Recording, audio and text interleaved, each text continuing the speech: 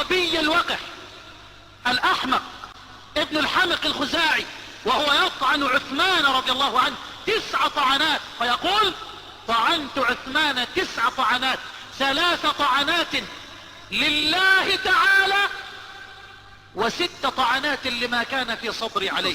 بل ويقول أحد هؤلاء القتلة لقد طعنت عثمان 9 طعنات، 3 طعنات لله تعالى، لله تعالى، و6 طعنات لما كان في صدري عليه. ولو صدق هذا الأفاك لقال طعنت عثمان 9 طعنات لما كان في صدره عليه.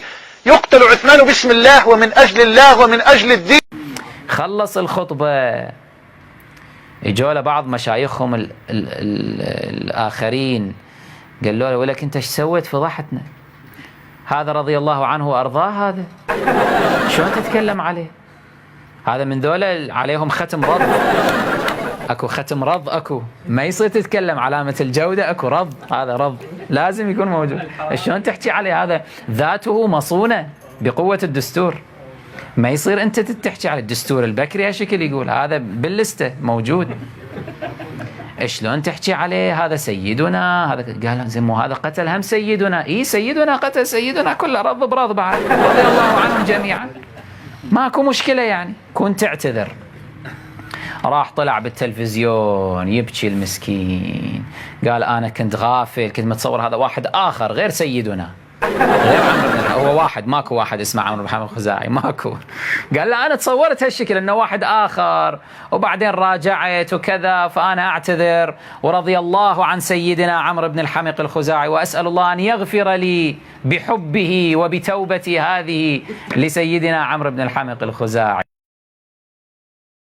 وأقول بملء فمي وأستغفر الله جل وعلا بأنني ذكرت قديما في بعض الأشرطة خطأ أن من بين المشاركين في قتل عثمان عمرو بن الحمق، وذكرت لفظة عمرو بن الحمق، وأنا ما أتصور أبدا ولا زلت أعتقد كما ذكرت أنه لا يمكن أن يكون من الصحابة. عمرو بن الحمق كان في مخيلتي أنه يختلف تماما عن عمرو بن الحمق الخزاعي رضي الله عنه، ذكرت ذلك والله، وأنا أظن أن عمرو بن الحمق يختلف تماما عن عمرو بن الحمق الخزاعي الصحابي الجليل الذي هو من أهل بدر، فذكرته على أنه من قتلة عثمان.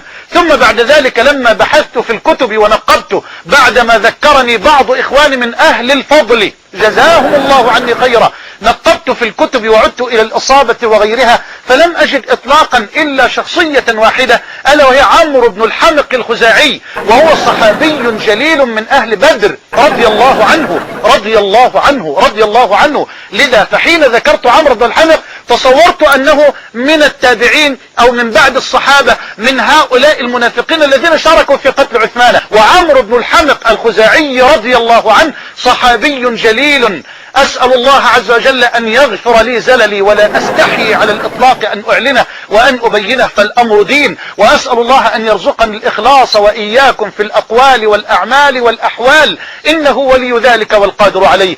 وأيضا أستغفر الله مرة ومرة ومرة لما كنت قد أخطأت فيه قبل ذلك، ولا أستحي أن أكرره وأن أردده، فوالله لا أرى الخلق في قلبي أبدا، وما رأيت الخلق في قلبي قط، ولا أرى في قلبي إلا خالقي وإلا ربي جل وعلا، ولا أعظم إلا ربي، ولا أجل إلا ربي سبحانه وتعالى. فأقول أعتذر وأستغفر الله عز وجل لما كنت قد أخطأت فيه من قبل، من ذكر لاسم الصحابي الجليل عمرو بن الحمق الخزاعي رضي الله عنه في من شاركوا في قتل عثمان. وكنت قد توهمت أن عمرو بن الحمق اسم لتابعي، وكنت أظن أن عمرو بن الحمق يختلف عن عمرو بن الحمق الخزاعي الصحابي، لكن تأكدت أن عمرو بن الحمق هو رجل واحد، وهو الصحابي الجليل عمرو بن الحمق الخزاعي رضي الله عنه. فأستغفر الله عز وجل. يا أحمق، صدق أنت أحمق إذا هالشكل تسفه عقلك، يعني قاتل ومقتول، إما مقتول كان مهدور الدم شرعا، حتى هذا القاتل تقول عنه رضي الله عنه وأرضاه وتترحم عليه، وإما العكس تقول هذا كان ظالم القاتل والمقتول عثمان مظلوم، فإذا تلعن القاتل، تتبرأ من القاتل، تبرأ إلى الله من القاتل. أما هذا رضي الله عنه، هذا رضي الله عنه، كلاهما في الجنة. أي حتى عابد البقر ما يقبل هذا الكلام، حتى عابد البقر الهندوسي يعرض عليه هذا المبدأ يقول ما أقبله. هذا مبدأ مخالف للفطرة الإنسانية، يعني ما يحتاج إلى نقاش أصلا، لا ديني ولا عقلي، فطرة الإنسان ما تقبل. قاتل ومقتول كلاهما على صواب، اجتهد فأخطأ. شو تسوي مع النظرية البكرية؟ مشكلة هذه، نظرية غبية ضعيفة متهالكة متساقطة متداعية. لا يؤمن بالنظرية البكرية إلا من يسفه عقله ومن يلغي هذا الكتاب، كتاب الله عز وجل.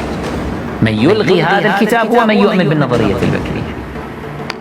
هذا هو الواقع. من يلغي أحاديث رسول الله صلى الله عليه وآله.